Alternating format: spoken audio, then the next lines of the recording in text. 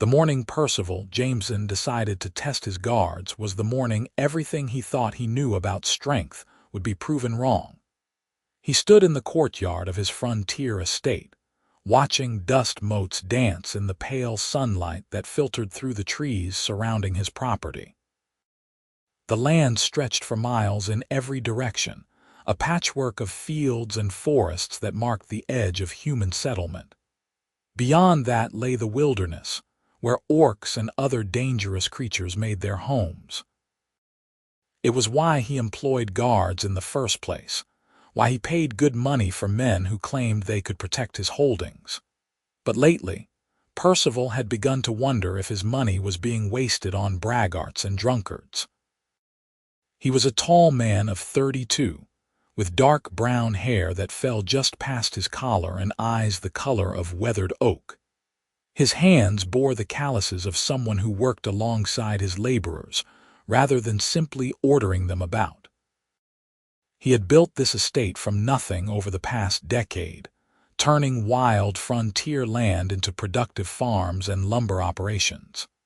It represented everything he had worked for, everything he had survived. Percival was a veteran of the border wars, though he rarely spoke of those years. He had seen enough blood and death to last several lifetimes. When the fighting finally ended, he had taken his soldier's pension and headed west, determined to build something rather than destroy. The frontier offered opportunity for those brave enough to seize it, and Percival had never lacked for courage. But courage alone would not protect his workers and his livelihood. For that, he needed competent guards, and he was beginning to doubt he had them. The 6 men he employed spent more time drinking in the bunkhouse than patrolling the property. They were slovenly and undisciplined, though they all claimed impressive backgrounds. Former mercenaries, border guards, soldiers from various campaigns.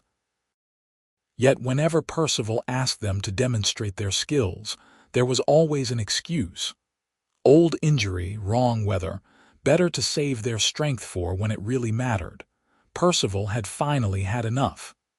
"Gather round," he called out, his voice carrying across the courtyard. The guards emerged from various corners of the estate, some rubbing sleep from their eyes despite the fact that the sun had been up for 2 hours. "I have an announcement." The largest of the guards, a man named Burke with a belly that suggested too many years of easy living, scratched his beard and yawned. "What is it, boss? We got our patrol routes already." "I am hiring someone new," Percival said, keeping his voice level. "Someone to test each of you, to ensure you are capable of defending this estate should real danger arrive." That got their attention. The guards exchanged glances, some amused, others irritated. "You questioning our abilities?" asked another guard, a wiry man called Hendricks who wore his sword like it was part of a costume rather than a tool. "I am verifying them," Percival replied. "Each of you will face this new hire in single combat. Non-lethal, of course. Wouldn't practice weapons. If you are as skilled as you claim, you have nothing to worry about." The guards grumbled but did not argue further. They were being paid well, and Percival had made it clear that those who refused to demonstrate their competence would be looking for work elsewhere. In frontier country, good positions were hard to come by. What Percival had not told them was exactly who he had hired for this task. The fighter arrived 3 days later, just as the morning sun was breaking over the eastern hills. Percival was in the courtyard when he heard the commotion at the gate.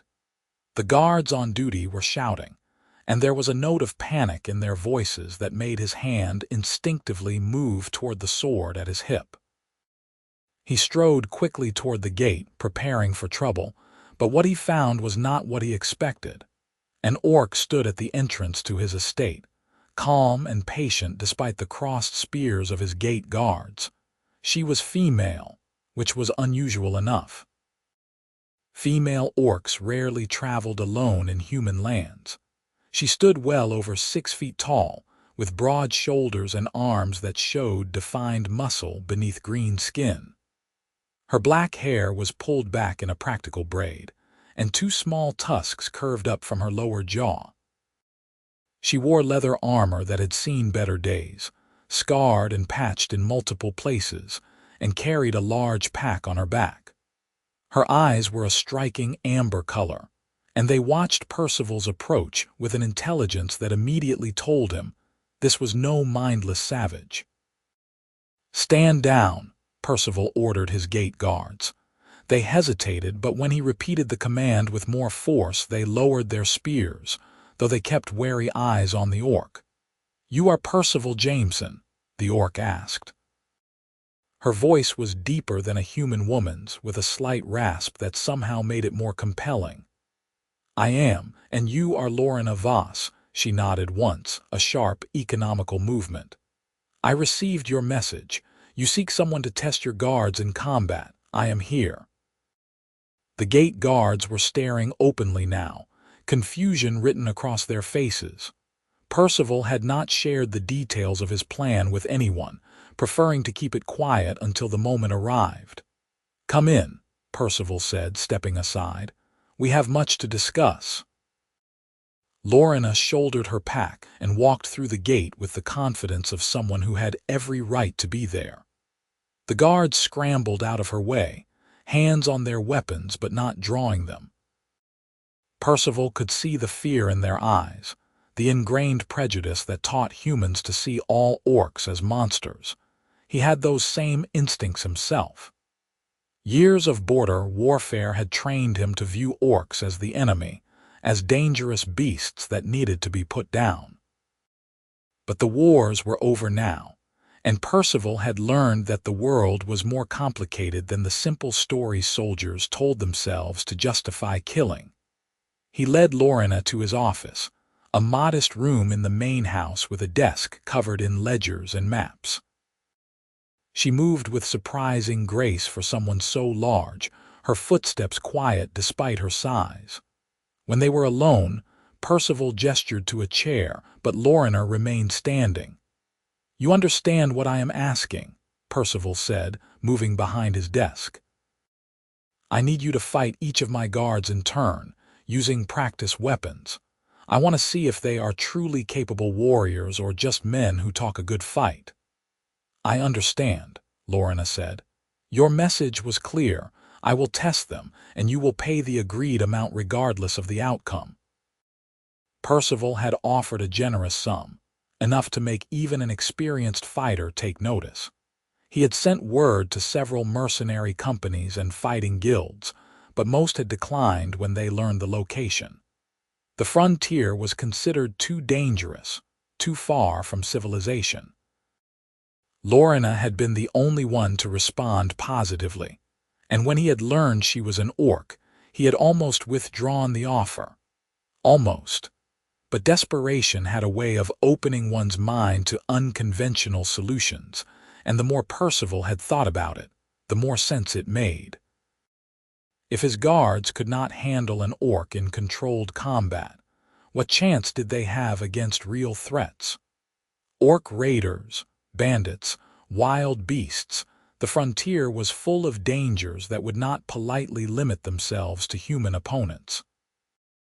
"There is one thing," Lorenna said, her amber eyes meeting his directly.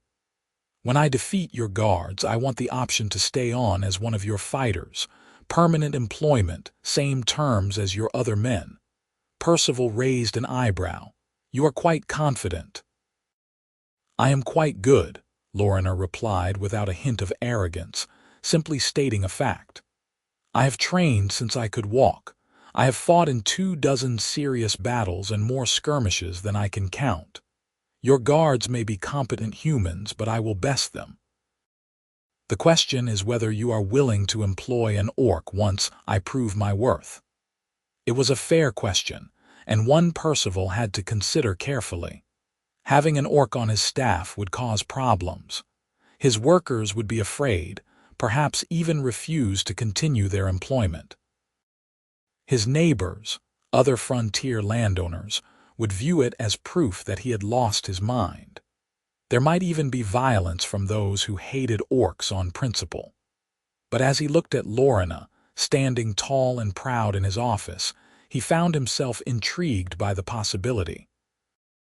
"If you defeat all 6 of my guards," Percival said slowly, "then we will discuss employment. I make no promises beyond that." Lorenna nodded, seeming satisfied with this answer. "When do we begin?" "Tomorrow morning." "That will give you time to rest from your journey and my guards time to prepare themselves." "I do not need rest," Lorenna said, "but I will wait until morning if that is your wish." Percival showed her to a small building at the edge of the estate, a storage shed he had cleared out for her use. It was not much, but it had a roof and a door that locked, which was more than many travelers could expect. Lorenna examined the space with a critical eye, then nodded her acceptance. "Food will be brought to you," Percival said. "If you need anything else, inform the boy who delivers your meals." "I need nothing but a place to sleep, and the chance to prove myself," Lorenna replied. As Percival walked back to the main house, he could feel eyes watching from every window and doorway. News of the orcs' arrival had spread through the estate like wildfire, and everyone wanted to see the creature for themselves. He heard whispers, frightened speculation about what the monster might do. Percival called a meeting of his guards that evening, gathering them in the dining hall after the workers had finished their supper. The 6 men sat around a long wooden table, cups of ale before them, waiting to hear what their employer had to say. "Tomorrow morning, each of you will face the fighter I have hired," Percival began without preamble. "You will use wooden practice swords and shields. The first to yield or be disarmed loses. There will be no permanent injuries, but I expect you to fight as if your life depended on it." Burke took a long drink of his ale before responding. "And who exactly is this mysterious fighter?" "Some legendary swordmaster come out of retirement, an orc," Percival said flatly. The silence that followed was absolute. 6 pairs of eyes stared at him as if he had suddenly sprouted a second head. "You are joking," Hendricks finally said. "I am not. Her name is Lorenna Voss, and she is an experienced warrior. She will test each of you in turn, starting at dawn." "An orc." Burke slammed his cup down on the table, ale sloshing over the rim. "You brought a savage greenskin onto your property to fight us. Are you mad?" "I am practical," Percival replied, his voice hardening. "If 6 armed men cannot handle 1 orc with practice weapons in controlled conditions, then what good are you to me?" "This is an insult," said another guard, a young man named Morris who fancied himself a duelist.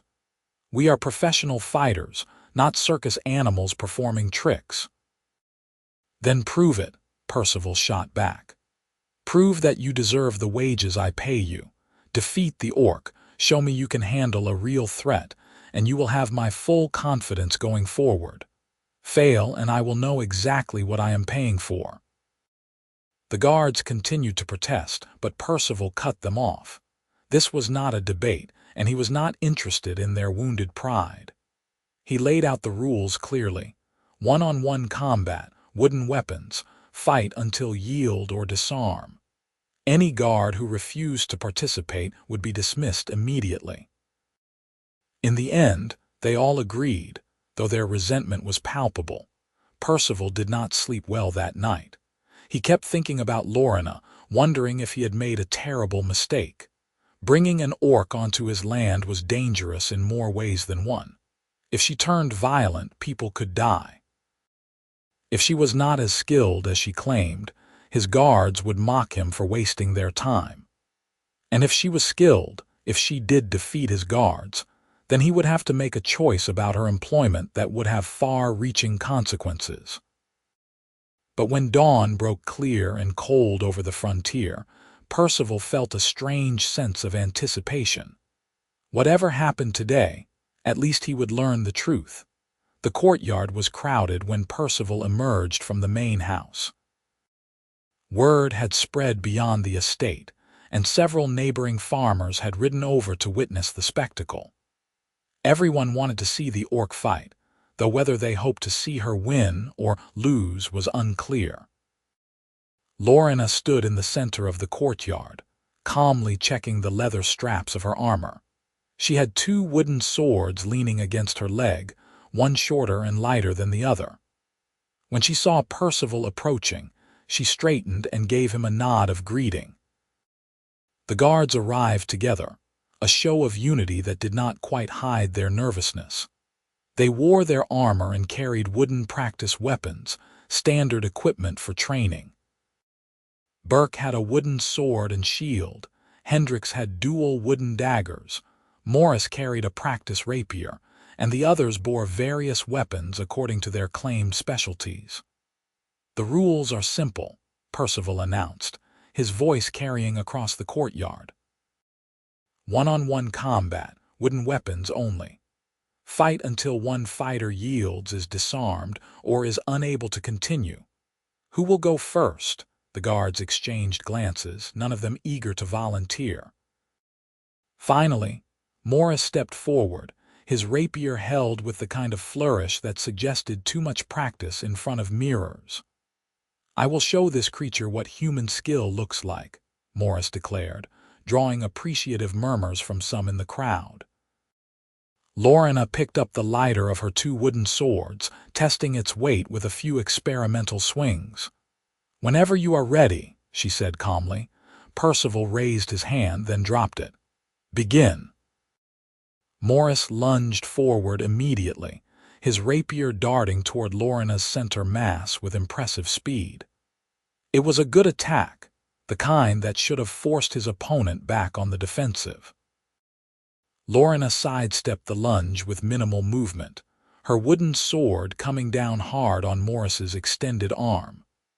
The crack of wood on flesh echoed across the courtyard, and Morris yelped in pain, nearly dropping his weapon. He recovered quickly, backing away and circling to Lorenna's left. He feinted high, then thrust low, a combination that had probably worked well in training. Lorenna blocked the feint with casual efficiency and caught his thrust with her free hand, grabbing his wooden blade and yanking hard. Morris stumbled forward off balance. Lorenna's sword swept his legs out from under him, and he landed hard on his back, the wind knocked from his lungs. Before he could recover, the tip of Lorenna's wooden blade was resting against his throat. "Yield," Lorenna said, not a question but a statement. Morris gasped something that might have been agreement, and Lorenna stepped back, offering him a hand up. Morris ignored the offered help, scrambling to his feet on his own, his face flushed with humiliation and anger. The entire fight had lasted perhaps 10 seconds. The crowd was silent, stunned by how quickly the bout had ended. Percival kept his face neutral, but inside he was both impressed and troubled. Lorenna had not just defeated Morris. She had done so with such ease that it raised serious questions about Morris's competence. "Next," Percival called. Hendricks stepped forward, his dual daggers held in a low guard. He was more cautious than Morris had been, circling Lorenna slowly, looking for an opening. Lorenna watched him with patient eyes, making no aggressive moves. Hendricks darted in suddenly, his daggers flashing in a series of rapid strikes aimed at Lorenna's ribs and arms. It was an impressive display of speed and coordination. Lorenna blocked or deflected each strike, her wooden sword moving in tight, efficient arcs. When Hendricks overextended on a particularly ambitious thrust, Lorenna stepped inside his guard and drove her shoulder into his chest. Hendricks flew backward and landed in a sprawl of limbs and weapons. Lorenna was on him before he could recover, disarming both daggers with swift strikes to his wrists. Hendricks raised his hands in surrender, and the second bout was over.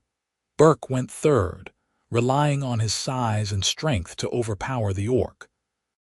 He charged with his shield raised, trying to bowl Lorenna over through sheer mass. Lorenna planted her feet and met the charge head-on.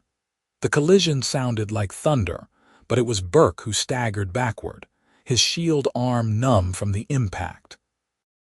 Lorenna pressed her advantage, her wooden sword raining down blows on Burke's shield with relentless force. Each impact drove Burke back another step until his heel caught on a stone and he lost his balance. Lorenna's sword swept low and cracked against his knee, not hard enough to break but enough to send a message.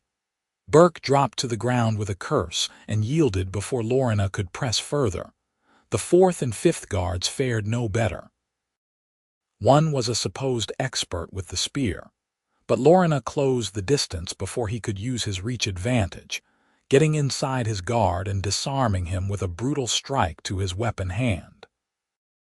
The other claimed skill with the axe, but Lorenna's superior footwork kept her out of range until she found an opening, then ended the fight with a precision strike to his weapon arm that forced him to drop his practice axe.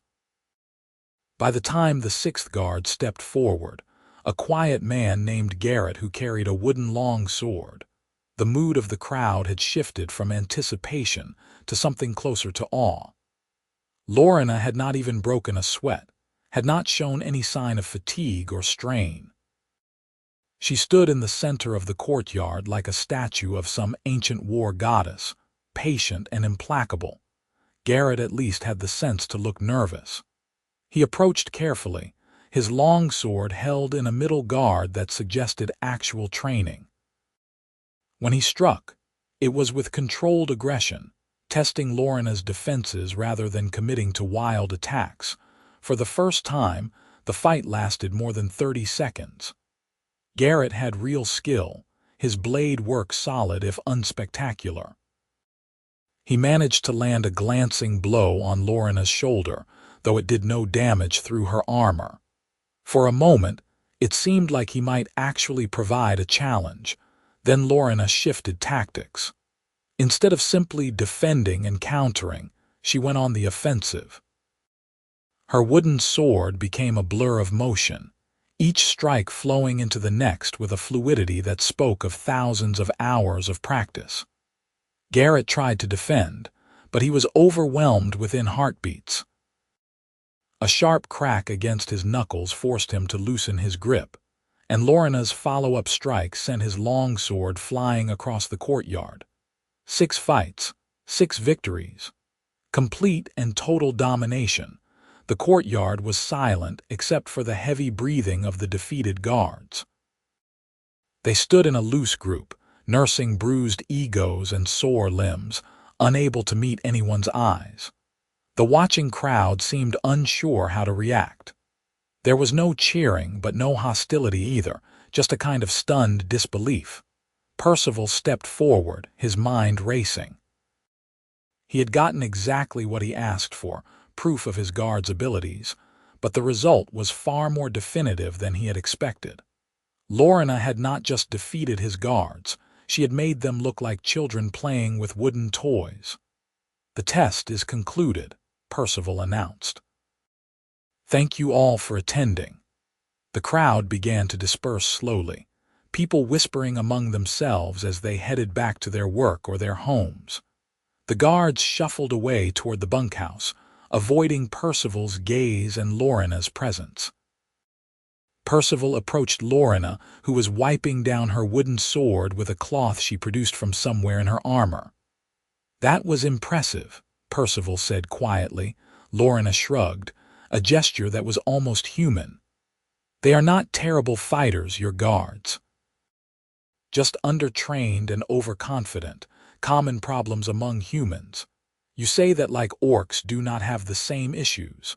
Of course we do, but I am not common among orcs any more than I am common among humans." She finished cleaning her sword and looked at him directly. "We had an agreement. I defeated your guards. Now I wish to discuss employment."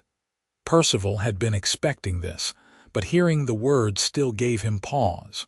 Hiring Lorenna would solve one problem but create a dozen others. His guards were clearly not up to the standards he needed, but replacing them with an orc would cause enormous difficulties. Yet as he looked at her, standing tall and proud after besting 6 men without breaking a sweat, he could not deny the practical appeal. She was skilled, professional, and apparently unshakable under pressure. Those were rare qualities in any fighter, human or orc. "Come to my office," Percival said. "We will discuss terms." They walked across the courtyard together, and Percival could feel every eye on the estate watching them.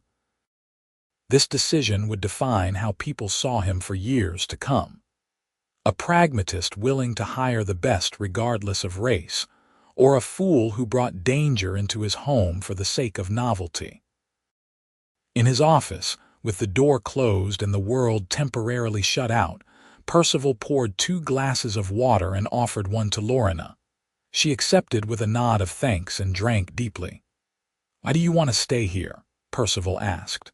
"You could find work anywhere with your skills."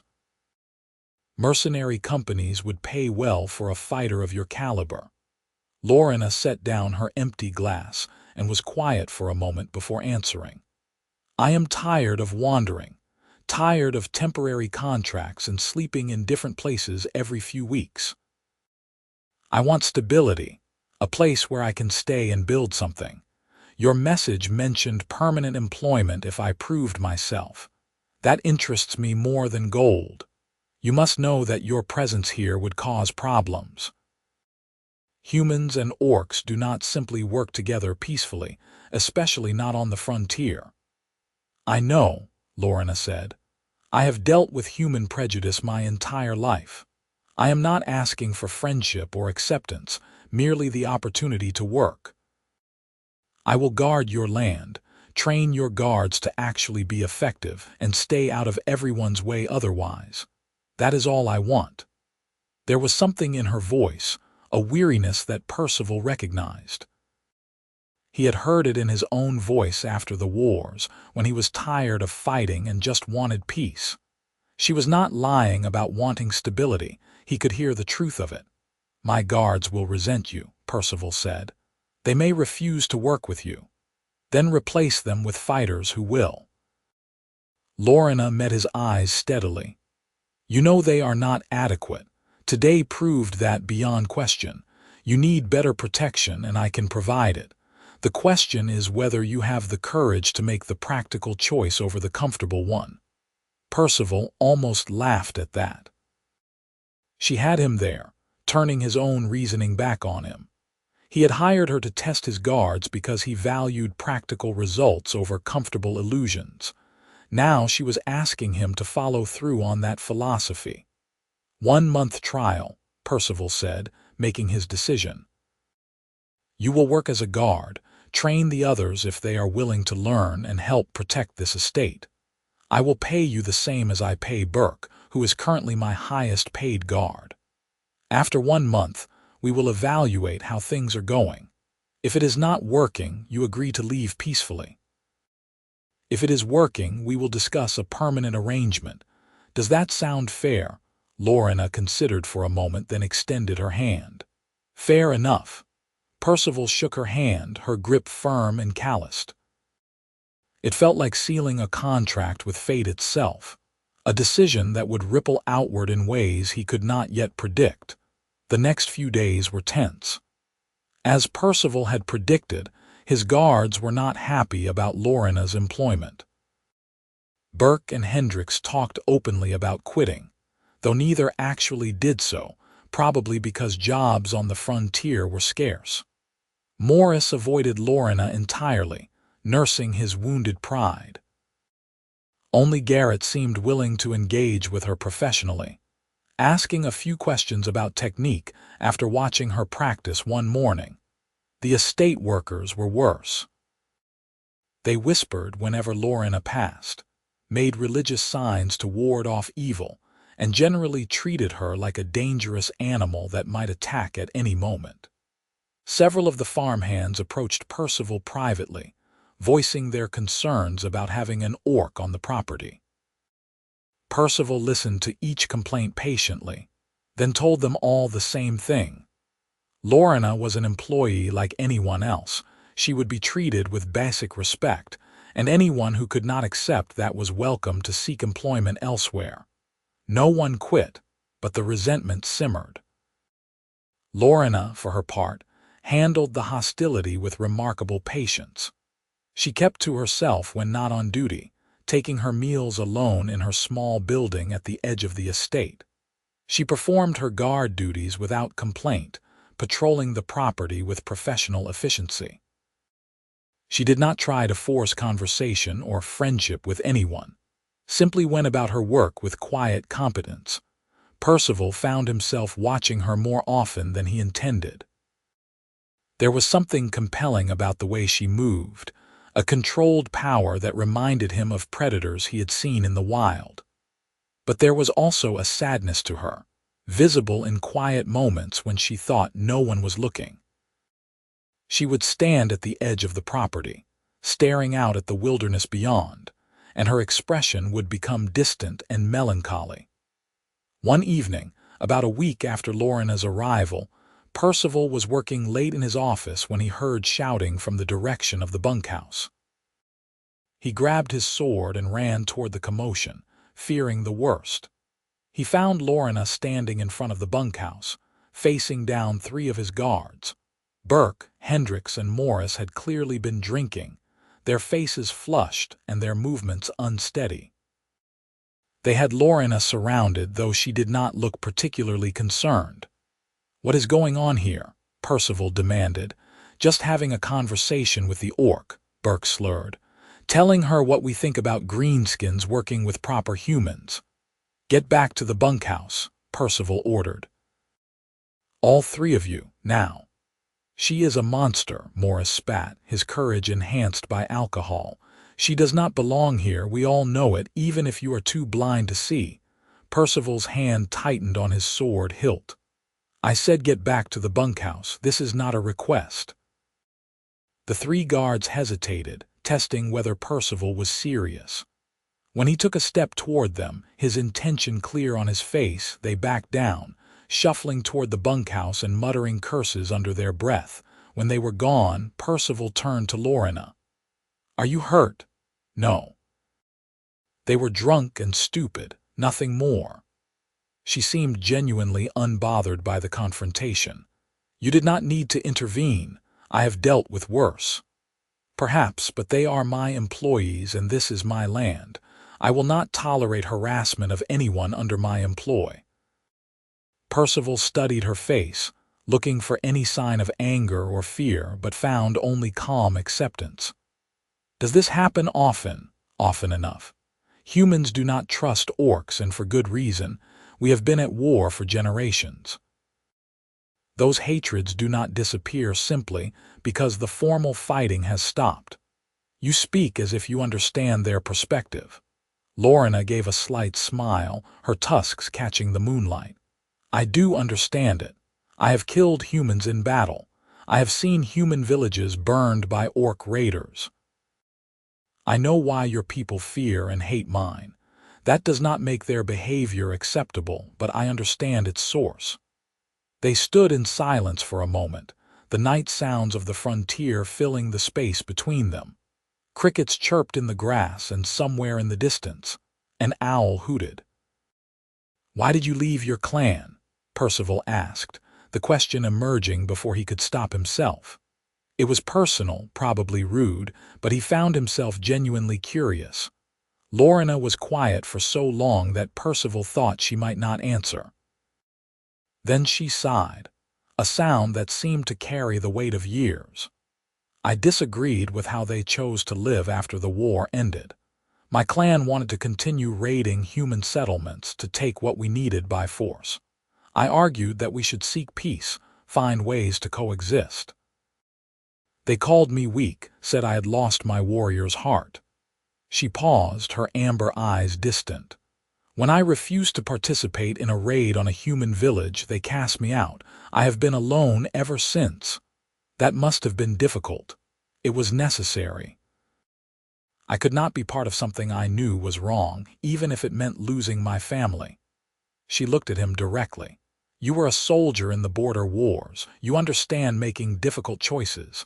Percival nodded slowly. He did understand more than he cared to admit. Yes, I understand.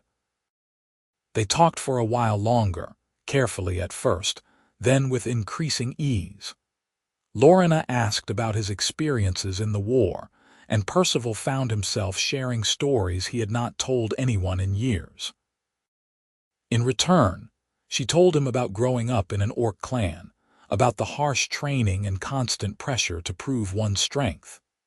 Despite their vastly different backgrounds, they found common ground in their experiences as warriors, in the weight that combat experience placed on one's soul. When Percival finally returned to his house, it was past midnight. He lay in bed, staring at the ceiling, thinking about the strange turn his life had taken. A week ago, Lorenna had been nothing but a name on a letter. Now she was someone he had genuinely enjoyed talking to, someone whose perspective challenged his assumptions about orcs. It was dangerous, he thought, to start seeing her as an individual rather than simply an employee. The frontier was not kind to those who crossed cultural boundaries. But as sleep finally claimed him, Percival could not quite bring himself to regret the conversation. The following morning, Percival dismissed Burke, Hendricks, and Morris. He gave them a week's severance pay and told them to be off the property by noon. They protested, of course, claiming it was unjust, but Percival was unmoved. They had proven themselves both incompetent in combat and unprofessional in conduct. He had no further use for them. That left him with only 3 guards, including Lorenna, which was not enough for an estate of this size. But quality mattered more than quantity, and he would rather have 3 competent fighters than 6 useless ones. To his surprise, Garrett approached him that afternoon with a request. "I want Lorenna to train me," the quiet guard said. "Properly train me, I mean. I have watched her practice, and her technique is far superior to anything I learned from my previous instructors." "Have you asked her?" "Not yet. I wanted your permission first." Percival considered this. Having Lorenna train his guards could improve their capabilities significantly, but it would also mean closer interaction between her and the men, which might cause friction. "Ask her," Percival said finally. "If she agrees, I have no objection, but this is her choice, not an order." Garrett found Lorenna that evening while she was running through practice drills in the courtyard. Percival watched from his office window as the guard approached nervously, spoke with Lorenna for several minutes, then departed with what looked like a satisfied expression. The next morning, Percival saw Lorenna and Garrett training together, working through basic sword forms with Lorenna offering corrections and demonstrations. Garrett was clearly outmatched, but he was trying hard and seemed genuinely eager to learn. Over the following weeks, the dynamic on the estate began to shift. Garrett's visible improvement caught the attention of the other 2 remaining guards, and eventually they also asked Lorenna to train them. She agreed, setting up regular training sessions in the early mornings before the day's duties began. The estate workers remained wary of Lorenna, but the outright hostility faded as they grew accustomed to her presence. She was careful never to threaten or intimidate anyone, always giving humans a wide berth when passing them on the estate grounds. Slowly, grudgingly, people began to accept that she was not going to murder them in their sleep. Percival found himself spending more time around Lorenna, often joining the morning training sessions to work on his own skills. His sword work had grown rusty in the years since the war, and it felt good to practice again. Lorenna was an excellent instructor, patient but demanding, pushing her students to improve without crushing their confidence. They also continued their evening conversations, which had become something of a routine. After the day's work was done, they would often find themselves talking in the courtyard or walking the property line together. They discussed everything from combat philosophy to farming techniques to the politics of the frontier. Lorenna had a sharp mind and a dry sense of humor that Percival appreciated. It was during one of these conversations, about 6 weeks after Lorenna's arrival, that Percival realized his feelings toward her had shifted into dangerous territory. They were standing on a hill overlooking the estate, watching the sun set behind the western mountains. The sky was ablaze with orange and purple, and the land below was bathed in golden light. Lorenna was telling him about the orc tradition of sunset meditation, a practice meant to center the warrior's spirit before night fell. Percival found himself not really listening to her words but rather watching her face, the way the fading light played across her green skin, the subtle expressions that crossed her features as she spoke. She was beautiful, he realized with a start. Not in the conventional human sense, but in her own way. There was a strength and dignity to her that he found increasingly compelling. The realization disturbed him. Orcs and humans did not fall for each other. It simply did not happen, or if it did, it was seen as perverse, wrong, a violation of natural order. He had fought against orcs, killed them in battle.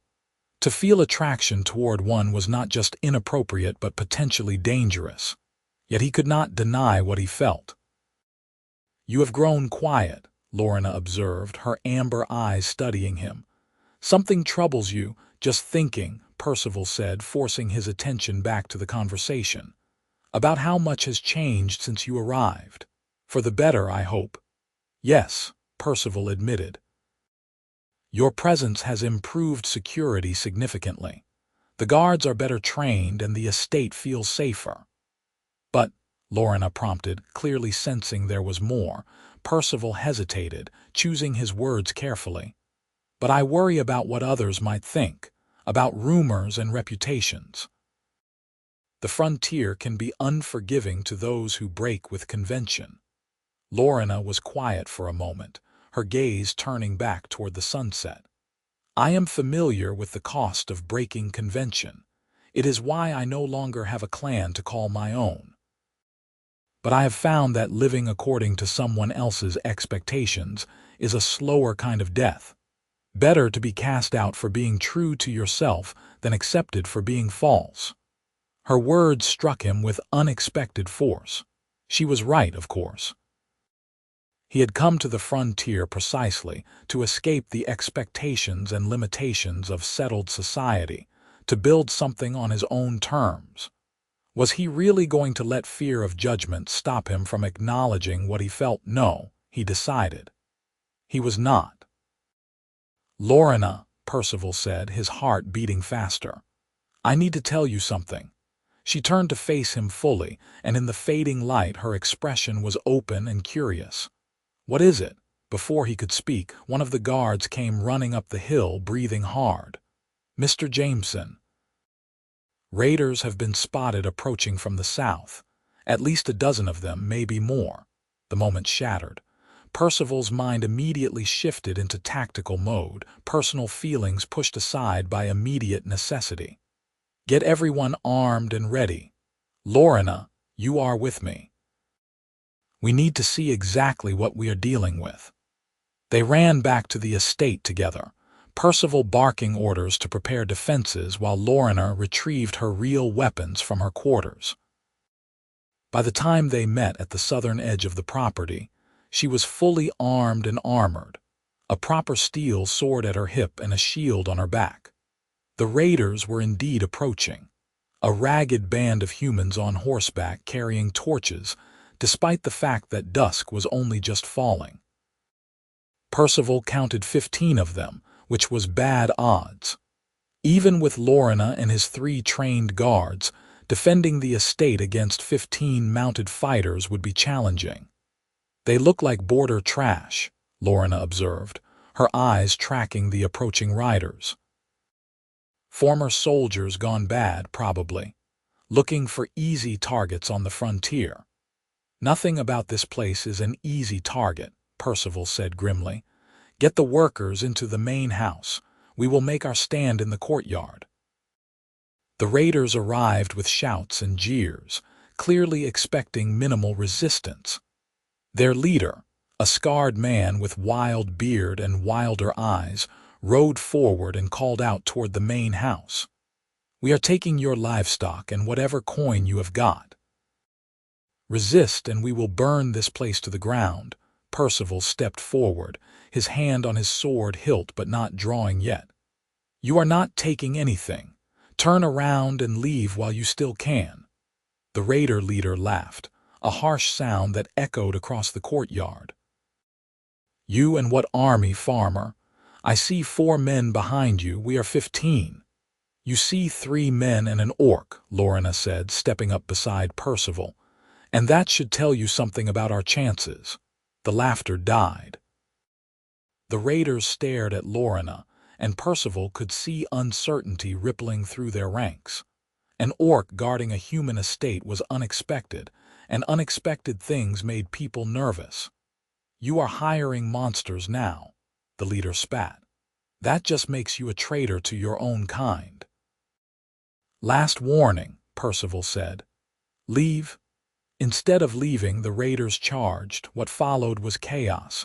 The raiders came in fast, torches swinging, blades drawn. Percival met the first attacker with his sword, deflecting a wild overhead chop and countering with a thrust that took the man in the shoulder. The raider screamed and fell from his horse, clutching his wound. Beside him, Lorenna was a whirlwind of controlled violence. She moved with impossible speed, her sword cutting through reins and tendons, sending horses rearing and riders tumbling. 2 raiders tried to pin her between them, but she ducked under one swing, blocked another, and then disarmed both men with strikes so fast Percival barely saw them. His 3 guards fought well, using the training Lorenna had drilled into them. Garrett held the left flank, his sword work solid and efficient. The other 2 guards worked together, covering each other's weaknesses and presenting a united front. But it was Lorenna who turned the tide. She fought with a ferocity that Percival had not seen from her before, moving through the raiders like a storm. She did not kill unless she had to, instead focusing on disabling attacks that left enemies wounded but alive. Her shield became a battering ram, her sword an extension of her will. One raider made the mistake of going for Percival's blind side while he was engaged with another attacker. Lorenna intercepted the strike, her shield catching the blade inches from Percival's neck. She drove forward, slamming the shield's edge into the raider's face and sending him sprawling. The fight was over in minutes. Half the raiders were wounded or disarmed, the rest fleeing into the gathering darkness. The leader lay on the ground, his leg broken from a fall when Lorenna had killed his horse underneath him. He looked up at her with terror in his eyes, and Percival realized the man thought he was about to die. Go, Lorenna said simply. Take your wounded and go. If you return, I will not be merciful. The raiders gathered their injured and fled, their bravado completely shattered. Percival and his guards watched them disappear into the night, adrenaline still coursing through their veins. When it was over, when the courtyard was clear except for the wounded horses and discarded weapons, Percival turned to Lorenna. She was breathing hard, a small cut on her forehead bleeding green blood down the side of her face, but she was standing tall and strong. You saved my life, Percival said. You would have done the same for me, Lorenna replied, and Percival knew without question that she was right. He would risk his life for her without hesitation, not because she was an employee, but because she had become something more, something much more. The aftermath of the raid brought unexpected changes to the estate. Word spread quickly about how the attack had been repelled, and specifically about the orc who had fought alongside the humans to defend the property. The story grew in the telling, as stories always did on the frontier, until Lorenna was being described as a one-woman army who had single-handedly defeated 24 raiders. The truth was impressive enough without embellishment. Over the next few days, several neighboring landowners visited to see this remarkable orc for themselves. Some came with hostility, demanding to know why Percival was harboring a monster. Others came with curiosity, wondering if they might hire similar protection for their own properties. Percival handled each visitor with patience, explaining that Lorenna was an employee who had proven her worth many times over. He did not apologize or justify the decision beyond stating the simple facts. She was skilled, she was loyal, and she had helped save his estate. Lorenna herself seemed bemused by all the attention. She continued her duties without change, training the guards, patrolling the property, and generally being a model of professional competence. But Percival noticed she was spending more time alone, as if the scrutiny was wearing on her. One evening, about a week after the raid, Percival found her sitting on the roof of her small building, staring up at the stars. He climbed up to join her, moving carefully on the angled surface until he could sit beside her. "I used to do this as a child," Lorenna said without preamble. "Sit under the stars and imagine what might be out there beyond our world. My mother said I was wasting time, that warriors should focus on the present rather than dream about impossible things." "What did you dream about?" Percival asked. "Peace, mostly. A world where orcs and humans did not kill each other, where strength was used to build rather than destroy." "Foolish dreams for a child," my mother said. Lorenna's voice was soft, almost wistful. "But I never stopped dreaming them, even when I learned how foolish they truly were." "I do not think they are foolish," Percival said. "Difficult to achieve, certainly, but not foolish." Lorenna turned to look at him, her amber eyes reflecting starlight. "You are a strange human, Percival Jameson. Most of your kind would have killed me on sight or at least refused to allow me onto their land. Yet you hired me, trusted me, fought beside me. Why?" It was the same question Percival had been asking himself for weeks. Why had he taken the risk? Why had he defended her against those who criticized his judgment? Why did he find himself thinking about her constantly, looking for excuses to be near her? The answer was simple and terrifying. "Because I see you," Percival said quietly. "Not an orc, not a monster, not a weapon. You, Lorenna. A person who wants the same things I want. A home, a purpose, a chance to build something meaningful." Lorenna was very still, her gaze locked with his. "That is dangerous thinking, Percival. People will say you have lost your mind, that I have bewitched you somehow. They will make your life difficult. Let them," Percival said, and he meant it. "I am tired of living according to fear, tired of pretending I do not feel what I feel." "And what do you feel?" Lorenna asked, her voice barely above a whisper. Percival took a breath, knowing that what he said next would change everything, for better or worse. "I feel that you are the most remarkable person I have ever met. I feel that I look forward to our conversations more than anything else in my day.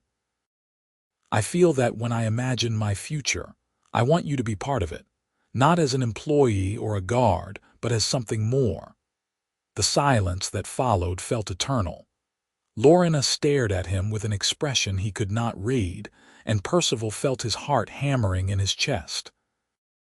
He had spoken the truth, laid his feelings bare, and now all he could do was wait for her response. "I am an orc," Lorenna finally said. "You are human. Our peoples have been enemies for generations.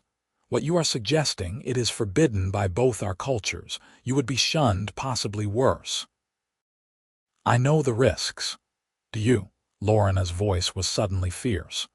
"Do you truly understand what you would be giving up? Your reputation, your standing in human society, possibly your safety. There are those who would kill you simply for being with me. Is that really what you want? I want you, Percival said simply. Everything else is just details we will figure out together. Lorenna shook her head slowly, but there were tears forming in her eyes, catching the starlight. You should not want me. I am broken, Percival, cast out by my own people, feared and hated by yours. I have nothing to offer you but complications and danger. You have yourself, Percival said, reaching out to gently take her hand. That is more than enough. A single tear rolled down Lorenna's green cheek, and she made no move to wipe it away. Why? Why would you choose this? Choose me? Because when I am with you, I feel like the person I have always wanted to be, Percival said.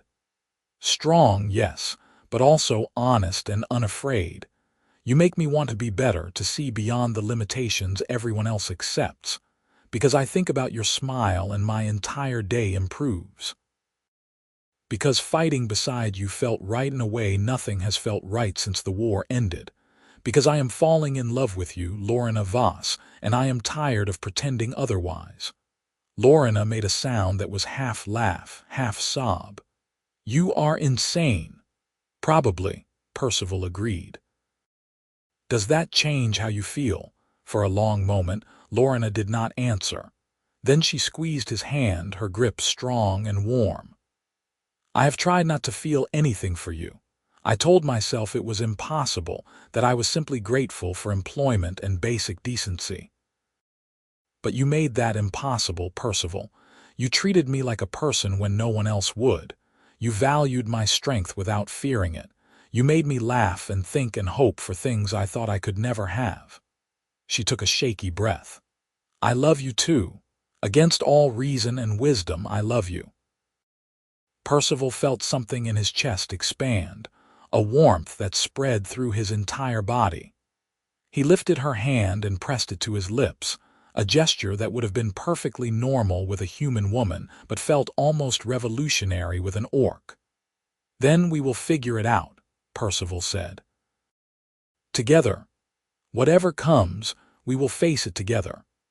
They sat on that roof for hours, talking about the future, acknowledging the challenges they would face, but also allowing themselves to imagine what might be possible. It was not a perfect moment, because reality was already intruding with thoughts of prejudice and social consequences.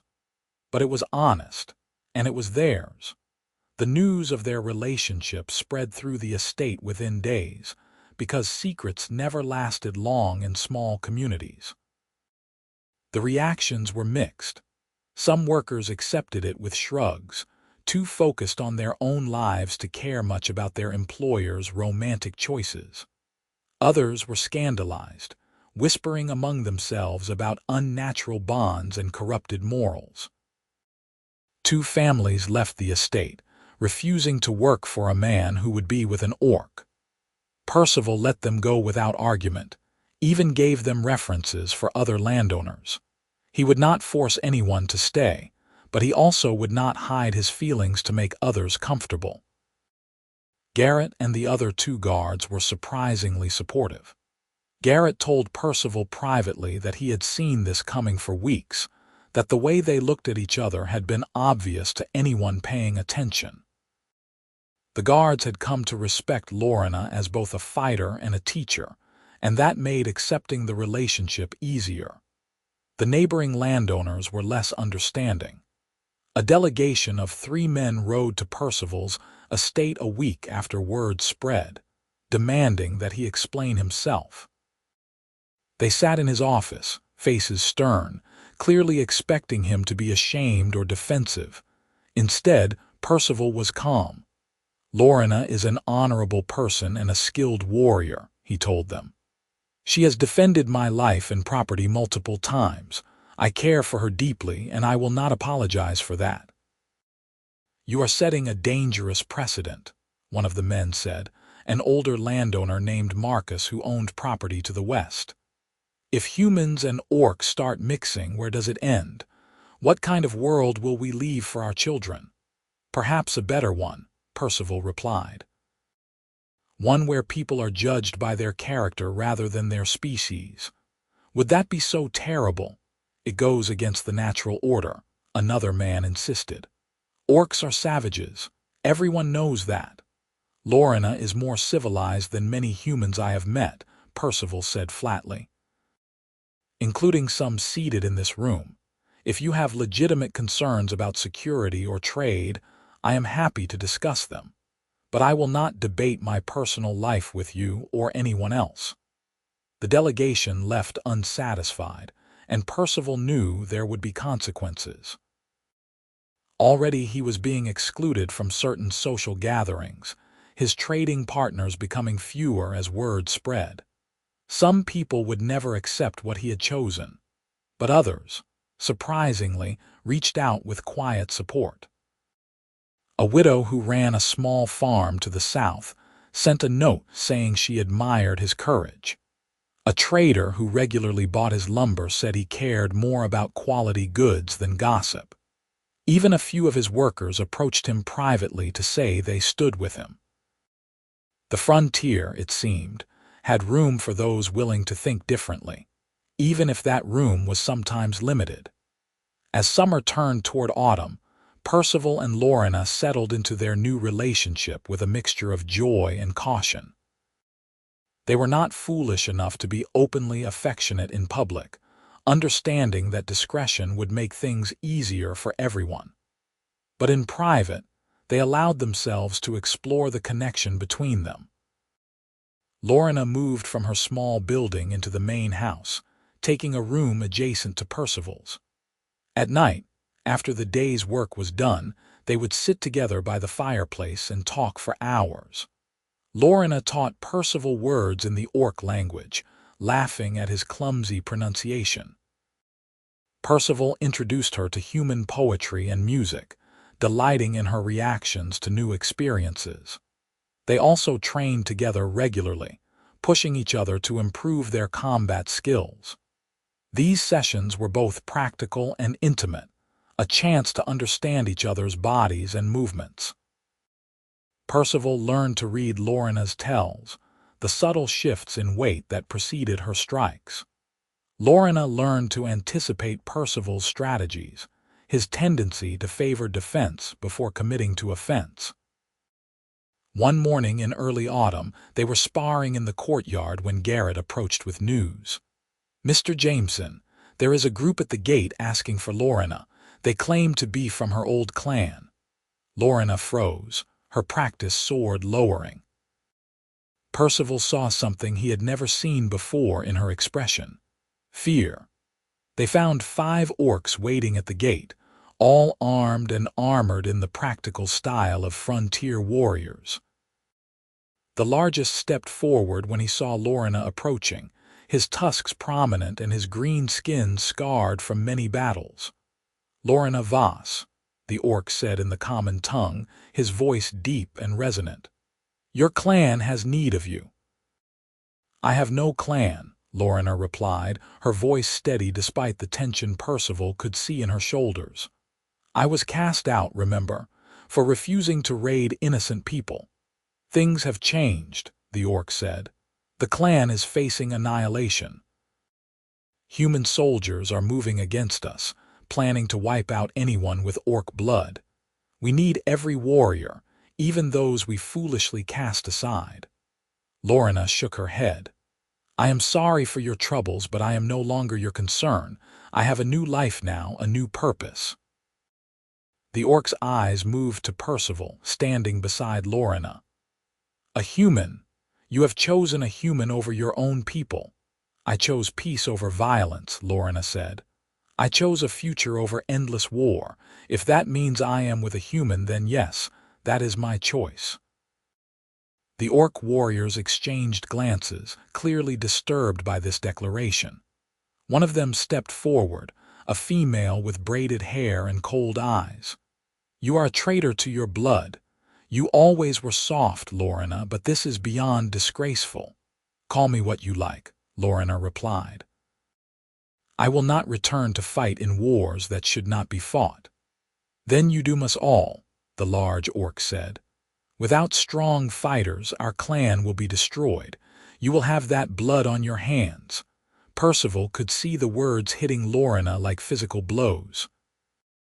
She believed in peace, in finding alternatives to violence, but that did not mean she wanted her former clan destroyed. The guilt was visible on her face, warring with her principles. What if there was another way? Percival heard himself say. Everyone turned to look at him. The orc warriors regarded him with a mixture of surprise and suspicion, while Lorenna's expression was confused. "What do you mean?" she asked. Percival thought quickly, an idea forming. "What if instead of fighting, your clan sought sanctuary? There is land here on the frontier that is unclaimed, territories where orcs and humans could potentially coexist. If your clan renounced raiding and agreed to peaceful settlement, I could help negotiate with the human authorities." The large orc laughed, a bitter sound. "You think humans would allow that?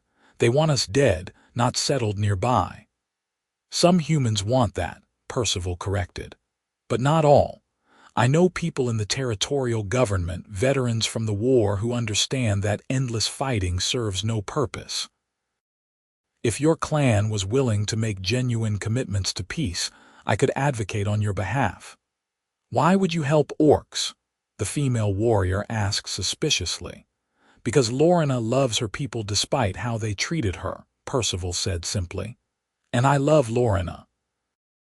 If I can help prevent bloodshed on both sides, I will try." The orc warriors looked at Lorenna, seeking her reaction. She was staring at Percival with an expression of stunned disbelief. "You would do that?" she asked quietly. "Risk your reputation, possibly your life, to help my clan?" "I would try," Percival said. "I cannot promise success, but I can promise effort." The large orc warrior stepped closer, studying Percival with intense scrutiny. "You are the human who hired Lorenna as a guard." "I am." "And you fight beside her, defend her against your own kind." "I do." The orc nodded slowly. "Then perhaps there is hope after all. I am Dravik, war leader of the Voss clan. If you can truly negotiate sanctuary for my people, we will accept peaceful settlement. We are tired of running, tired of fighting, but we will not go quietly to slaughter." "Give me 2 weeks," Percival said. "I will travel to the territorial capital and present the case. In the meantime, stay in the wilderness beyond my property. I will provide supplies so you do not need to raid for food." Dravik considered this, then clasped his arm in agreement. 2 weeks. After that, if there is no hope, we fight our way out or die trying. The orc warriors departed, melting back into the forest beyond the estate. When they were gone, Lorenna turned to Percival with tears streaming down her face. "You did not have to do that," she said. "They cast me out, treated me like garbage. You owe them nothing." "I owe you everything," Percival replied, pulling her into his arms. "If I can give you this, can help save your clan and maybe build a bridge between our peoples, then it is worth any risk." Lorenna held him tightly, her body shaking with emotion. "I love you, Percival Jameson. I love you so much it frightens me." "Then we are even," Percival said, "because you terrify me in the best possible way." The journey to the territorial capital took 3 days of hard riding. Percival brought Garrett with him for protection, and left Lorenna in charge of the estate. He had written several letters before departing, reaching out to old contacts from his military days, calling in favors and appealing to shared experiences. The capital was a bustling town built around an old fort, the last major human settlement before the true wilderness began. Percival made his way through crowded streets to the Territorial Administration building, where he requested an audience with the governor. It took nearly a week of waiting, meeting with various officials, presenting his case over and over.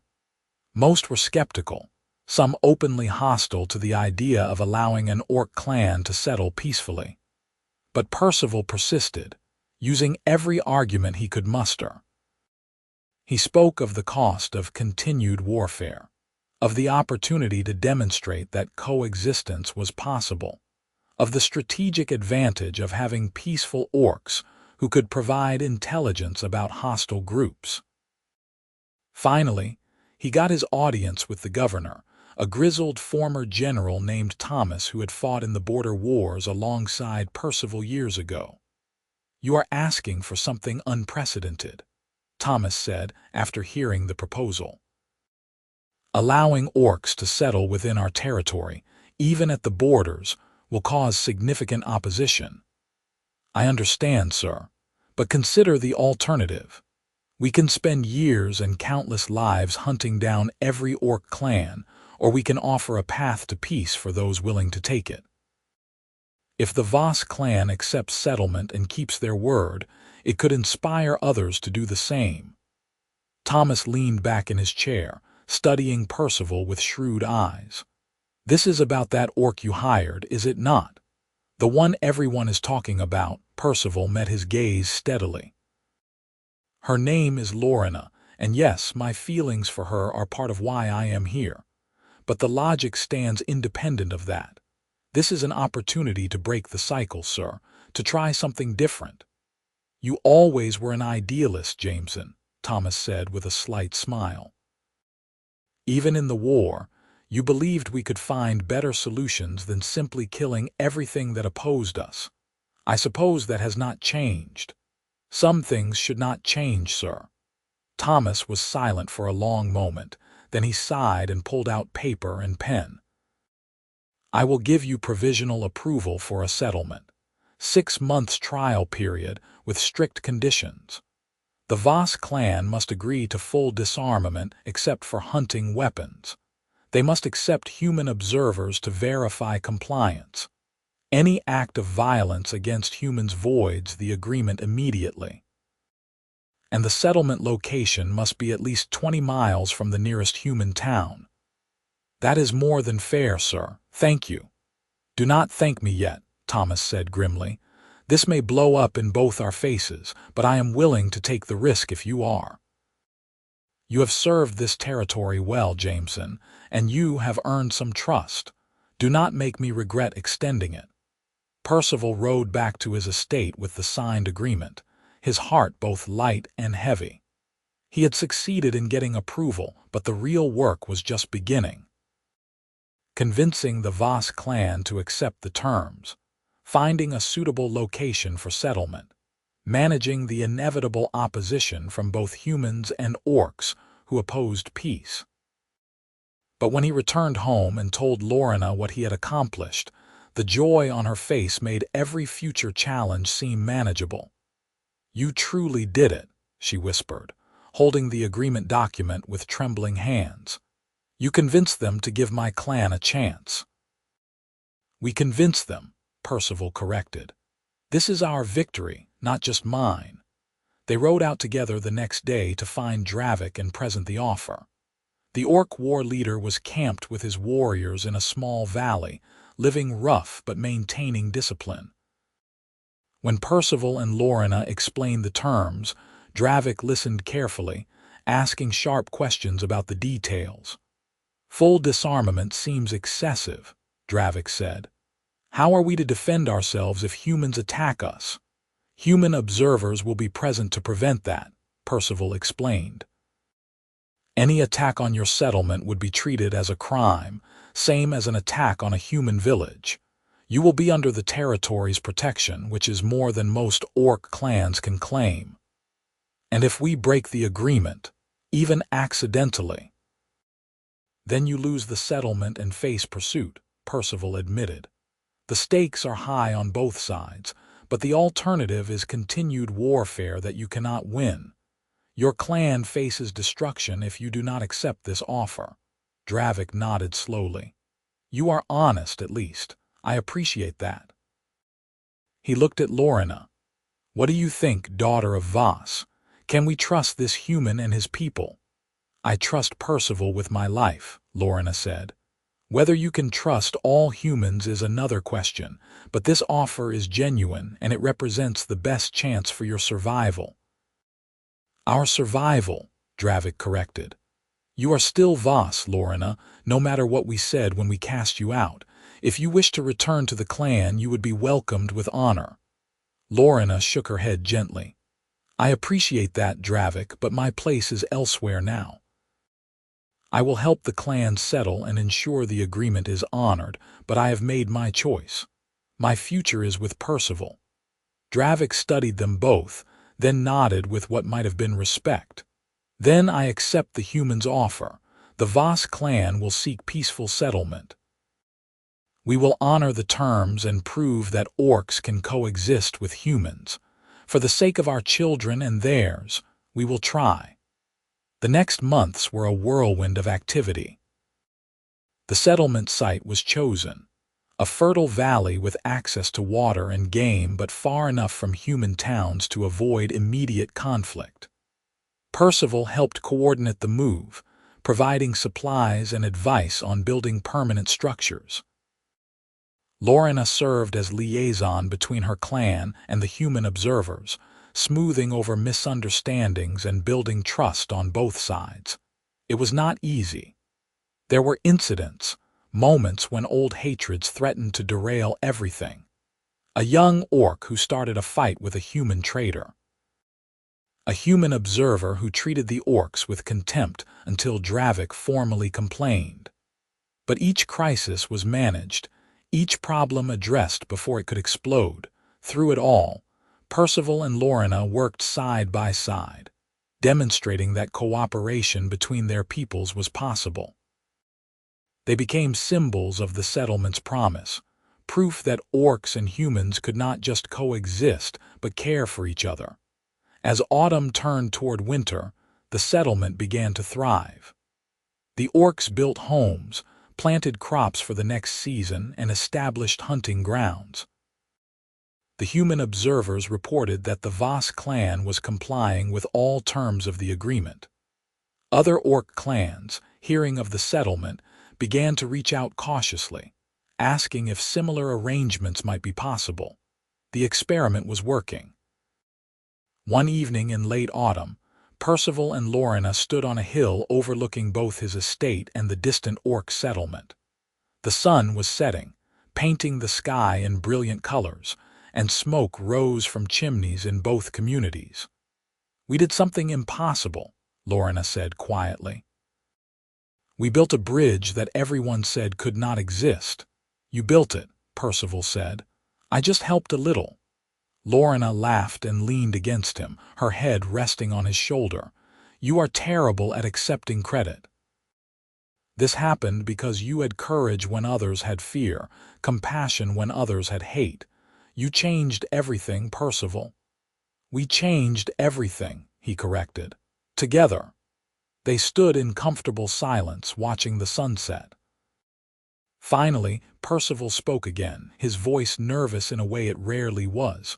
Lorenna, there is something I want to ask you. She turned to look at him, curiosity in her amber eyes. What is it? Percival reached into his pocket and pulled out a small carved ring. He had made it himself over the past weeks, working late at night in his workshop, carving patterns that blended human and orc design traditions. I know that marriage between humans and orcs is not recognized by either of our laws, Percival said. I know that many will never accept us. But I do not care about legal recognition or social acceptance. I care about you, about building a life together that honors both our heritages. Lorenna Voss, will you marry me? Will you be my partner in all things for as long as we both live? Lorenna stared at the ring, tears forming in her eyes. You made this yourself. I did. See the pattern. It is based on the traditional orc knot for loyalty, intertwined with the human symbol for eternal love. I wanted it to represent both of us. Lorenna took the ring with trembling fingers, examining the careful carving. It is beautiful. You are beautiful, Percival Jameson, in ways that have nothing to do with appearance and everything to do with soul. She looked up at him, tears running freely down her green cheeks. Yes. Yes, I will marry you. I will be your partner, your companion, your love for as long as I breathe. Percival slipped the ring onto her finger, and she pulled him into a kiss that was both tender and fierce, a promise of everything they would share. When they finally pulled apart, both were crying and laughing at the same time. "We should probably figure out how to actually get married," Lorenna said with a smile. "Neither human nor orc priests will perform the ceremony."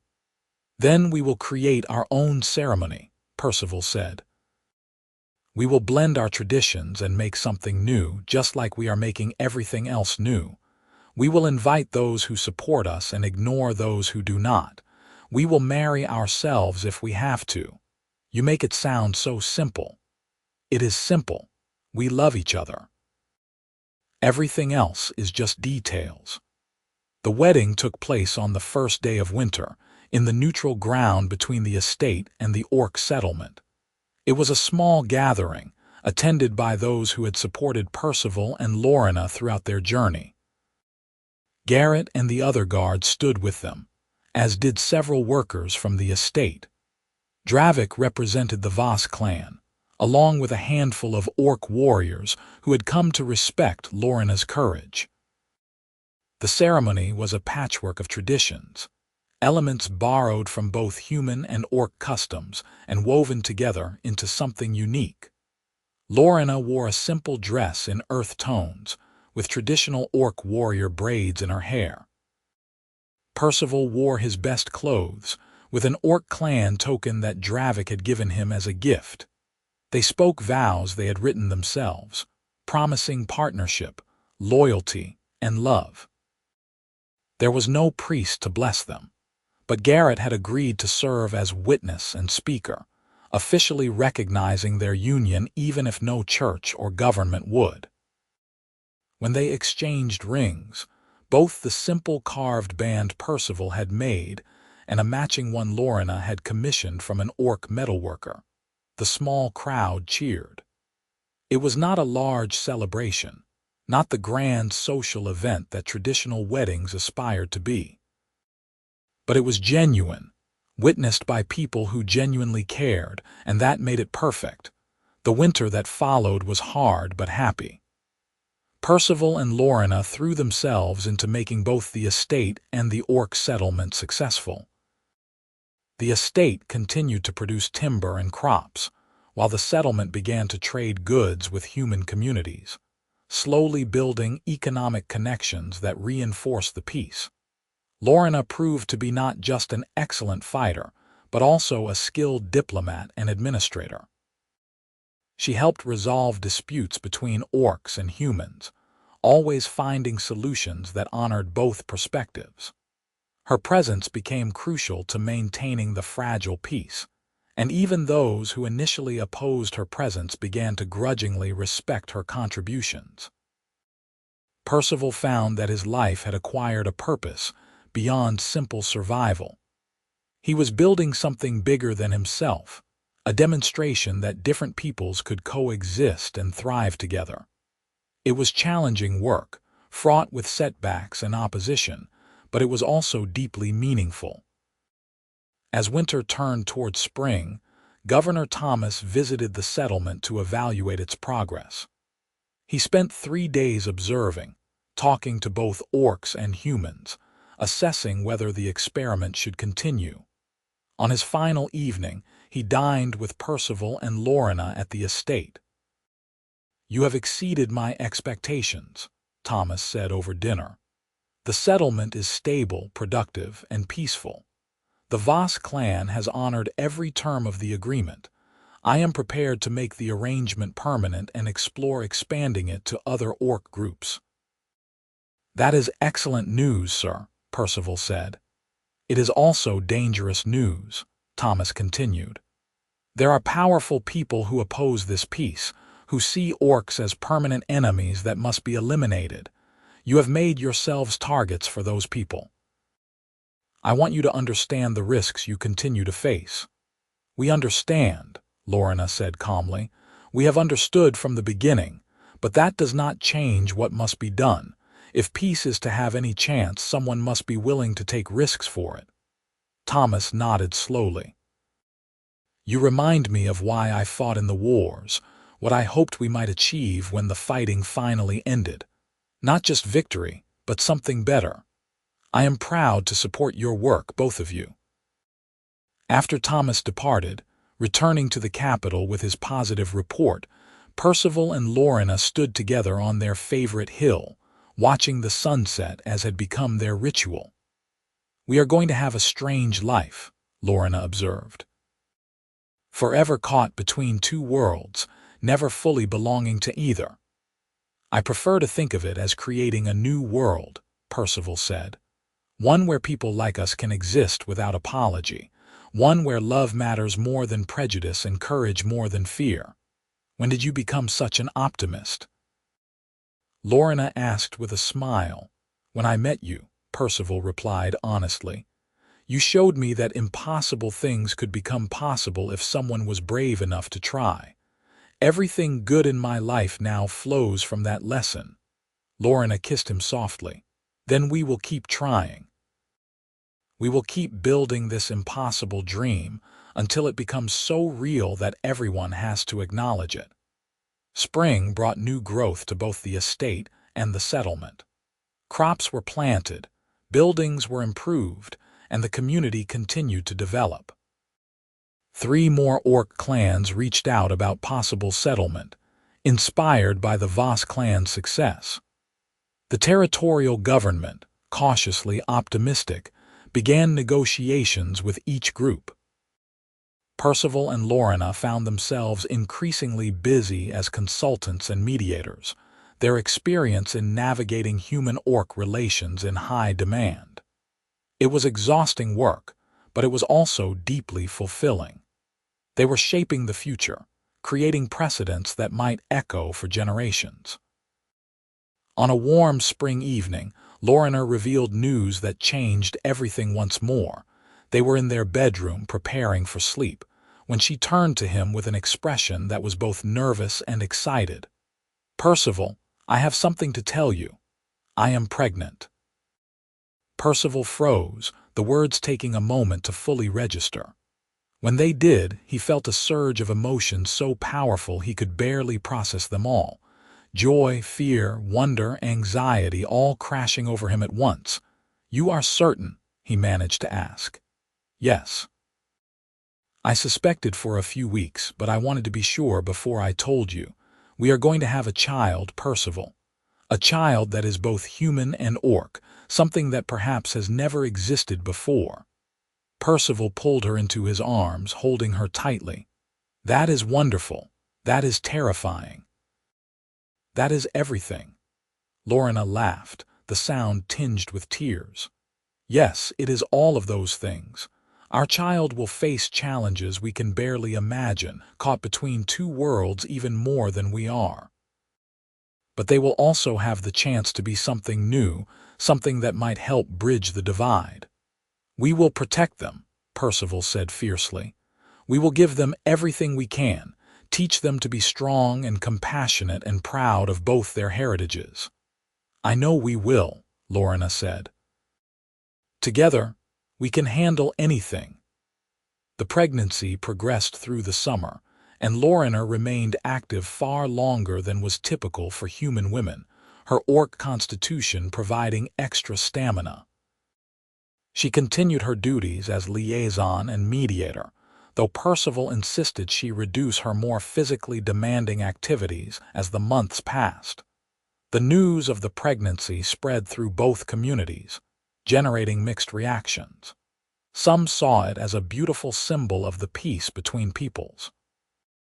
Others viewed it with horror, seeing the child as an abomination. But most people simply waited to see what would happen, withholding judgment. Lorenna's fellow orcs were particularly interested, as half-human, half-orc children were rare. The few historical precedents suggested the children tended to inherit strength and resilience from both parents, though each case was unique. Dravik sent a message saying that the Voss clan would honor the child as one of their own if Percival and Lorenna wished it. As autumn approached again, marking nearly a year and a half since Lorenna had first arrived at the estate, the settlement had grown into a thriving community. The 6-month trial period was long past, replaced by permanent recognition. Other settlements were being established in other territories, each learning from the successes and failures of the Voss clan experiment. Percival and Lorenna had become minor celebrities of a sort, known throughout the frontier as the human and orc whose unlikely romance had helped spark a broader peace. They received letters from all over, some supportive, some hateful, all acknowledging that they had changed things in ways that could not be undone. One evening in early autumn, Lorenna went into labor. The birth was difficult, lasting through the night and into the next day. Percival stayed with her throughout, holding her hand and offering what comfort he could. A human midwife and an orc healer worked together to assist, their cooperation yet another small symbol of the changes sweeping the frontier. When the sun rose on the second day, a cry finally split the air. Percival's son was born, small but healthy, with his mother's green-tinged skin and his father's dark hair. The baby's eyes, when they opened, were a mixture of amber and brown, unique to him alone. Lorenna held the infant to her chest, tears streaming down her exhausted face. "He is perfect," she whispered. "He is everything," Percival agreed, stroking his son's tiny head with one finger. They named him Aldrich, a human name that carried orcish phonetic echoes, another bridge between their worlds. The baby thrived, growing quickly under the care of 2 devoted parents and a community that slowly came to accept his existence. As winter approached once more, Percival stood in his office, now shared with Lorenna, looking over maps and reports from various settlements. The work was endless, the challenges never truly resolved, but progress was undeniable. Dozens of orc clans had now accepted peaceful settlement. Hundreds of humans and orcs were learning to live side by side. The wars were truly over, replaced by something better. Lorenna entered carrying Aldrich, who was babbling contentedly. "Time for your evening ritual," she said with a smile. "The hill is waiting." Percival set aside his work and joined his family, walking together to their favorite spot. The sun was setting in brilliant colors, and the land below showed evidence of both human and orc habitation, distinct but no longer divided. "You ever regret it?" Percival asked, holding Aldrich while Lorenna leaned against him. "Agreeing to stay that first day, accepting the test. All of this started because you wanted to prove you were a better fighter than my guards." Lorenna laughed, a warm sound that Percival had grown to love above all others. "I proved that easily enough. Everything else was just unexpected benefits. We face opposition constantly. Our child will grow up navigating 2 cultures, and we work ourselves to exhaustion trying to maintain peace." "Yes," Lorenna said simply. "And I love every moment of it. I love you, I love our son, I love the life we have built together. If I could go back and choose differently, I would make the exact same decisions.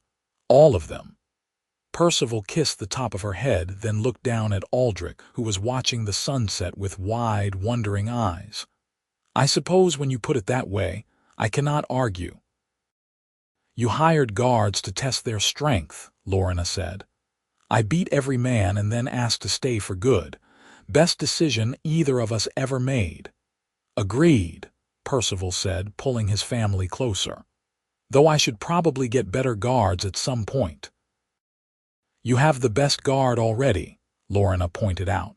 "The rest are just decorative." They stood together as the sun dipped below the horizon, 3 people who represented both the past's divisions and the future's possibilities. The road ahead would continue to be difficult, full of challenges that would test them in ways they could not anticipate. But they would face those challenges together, as they had faced everything else, with courage and love and an unwavering belief that building bridges was always better than building walls.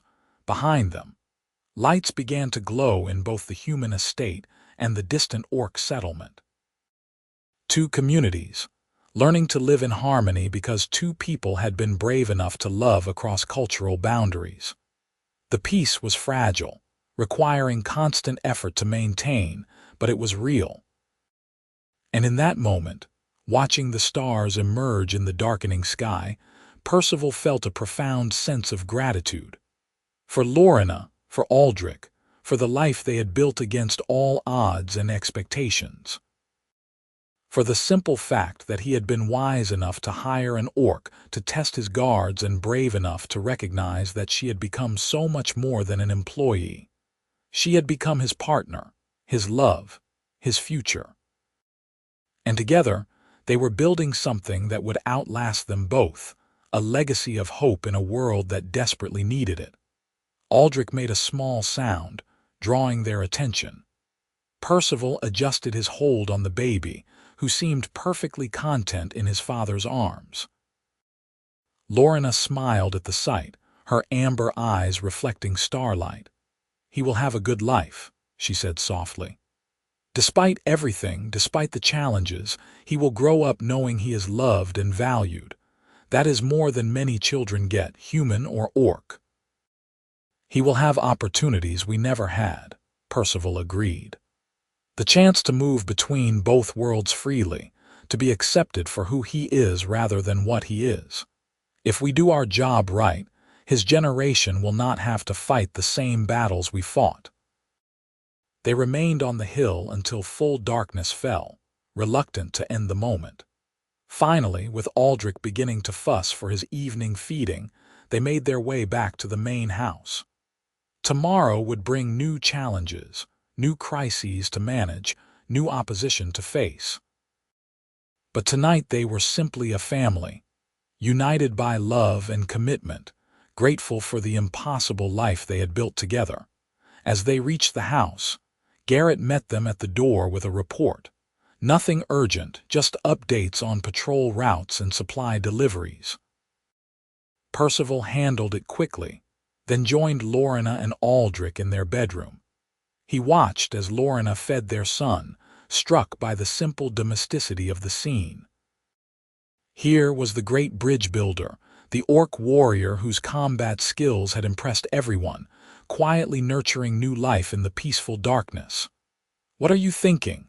Lorenna asked, noticing his stare. "That I am the luckiest man alive," Percival replied honestly. "That I get to spend my life with you, raising our child, building something meaningful. Most people never find this kind of happiness."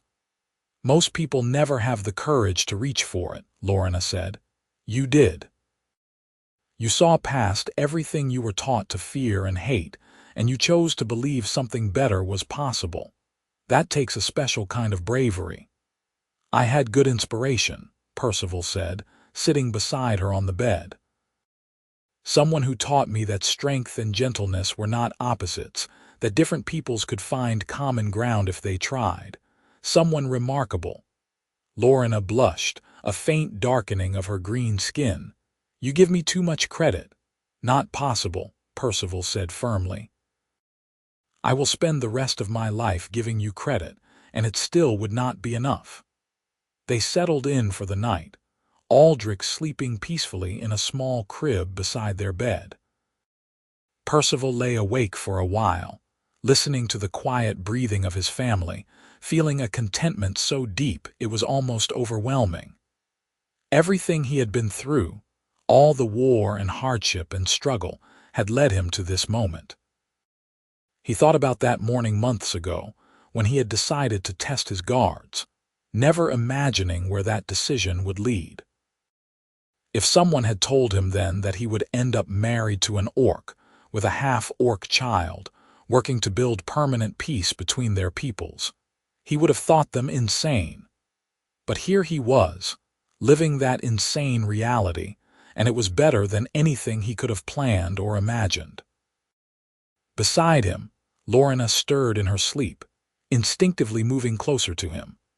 Percival put his arm around her, pulling her close, and finally allowed himself to drift off. Tomorrow would come with its challenges and demands, but tonight they were safe and together and complete. The story of how an orc beat every guard and asked to stay for good had become legend on the frontier, told and retold with various embellishments. But the real story, the one Percival and Lorenna lived every day, was simpler and more profound than any legend. It was a story of courage overcoming fear, love transcending hate, and two people choosing to build rather than destroy. It was a story that continued to unfold with each passing day, written not in grand gestures but in small moments of partnership and care.